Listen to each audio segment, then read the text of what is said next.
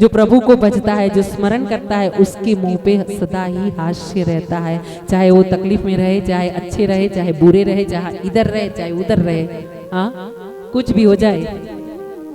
कुछ माताएं बहनें ऐसी होती है जिसको देखो ना, उनको देखने के बाद हंसने का मन करता है, ऐसा लगता है जैसे गले लगा ले, उनसे मिले, बातें करे। और कोई कोई ऐसा होता है जिसको रास्ते में आता दूर से देखेंगे तो चलो भाई ये रास्ता अपने ये गली से निकल जाएंगे, वो गली छोड़ दो। क्यों? औरा, प्रभाव, आपकी हृदय में जो सोच चलती है, आप जो करते हो, हम जो करते हैं, वही हमारा औरा बन जाता है, हमारा प्रभाव बन जाता है। और वो औरा, वो प्रभाव सबको असर करता है। अगर बस में कहीं आप जा रहे हो ना, आप थोड़ी देर सोचोगे कि जा रहे हैं ना, तो रास्ते में भक्तेश्वर भगवान आ रहे हैं ना, भक्ति धाम आ रहा है ना, सोच रहे वहीं उतर जाएंगे, फिर कड़ोदरा चले जाएंगे, दूसरी बस पकड़ लेंगे। तो आपने फाइनल कर दिया, घर पे फोन कर दिया कि हम भक्ति धाम उतरेंगे, माता रानी के दर्शन करेंगे और फिर कड़ोदरा चौकड़ी पे उतरेंगे, बाद में जाएंगे, पहले भगवान का दर्शन करेंगे। यहाँ से बैठे आपका फाइनल हो गया, स्टेशन पहला क्या है? भक्ति धाम, है ना, दर्शन करेंगे। अब 10 मिनट आप बैठे, अब बस में ब्रेक लग रही है, खटपिट हो रही है, भीड़ ज्यादा है। उसी समय पे 2-3 और बहनें चढ़ी और आपको छू ली।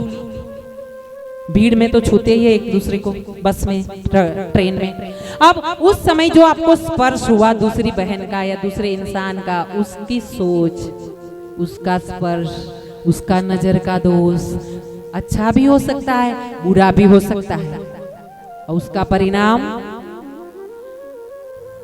आप फिर फोन लगाओगे, अरे पीढ़ी इतनी है, कहाँ भक्ति धाम उतरेंगे, हम तो सोच रहे चले चले सीधा कड़ोदरा ही जाएंगे, जाकर के रोटी पाएंगे और आराम से सो जाएंगे।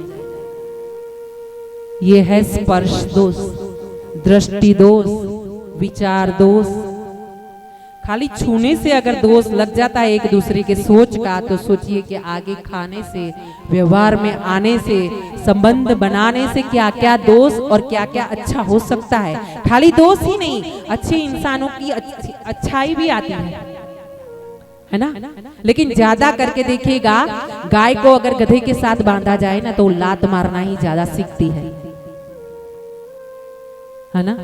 गधा नहीं सीखता कि गाय के जैसा मुंडी नीचे रख के खाना खाओ, और फिर उसको गुजराती में बोलते हैं वो खाने को वागोड़ो।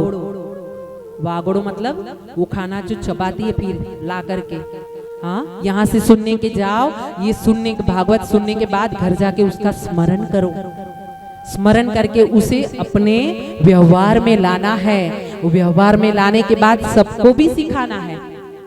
हाँ, गुरु रहे और अपने ही राम राम राम राम करते रहे, राम राम राम राम करते रहे, कृष्ण कृष्ण करते रहे, अपने ही समझ जाए ये है, वो है, फलना है, टिकना है, भागवत जी है, रामायण है, हम ही सीख जाए और हम किसी को ना बताए कि देखिए भागवत जी में ये ज्ञान है, तो इससे बड़ा पाप कोई नहीं है।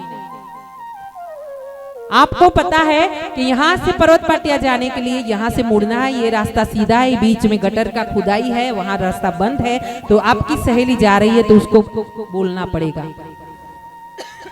कि बहन वो रास्ते मत जाइयो, वो रास्ता खुदा हुआ है, गंदा है, ये रास्ता सीधा है।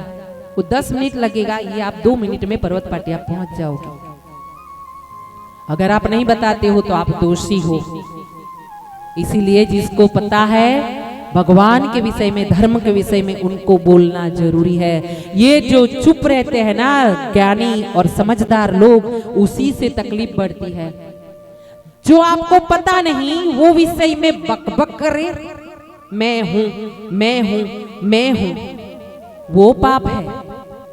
जिस विषय में आपको ज्ञान नहीं है वही विषय में बकबक करना वो पाप है। फालतू का भाषण करना वो पाप है। और जिस विषय में आपको पूरा ज्ञान है, पूरा परिचय है, और उस विषय में मौन धारण करना, वो भी सबसे बड़ा पाप है।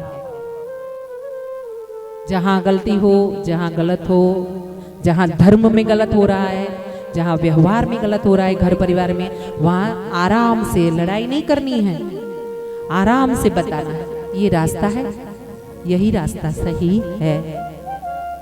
तुम्हारा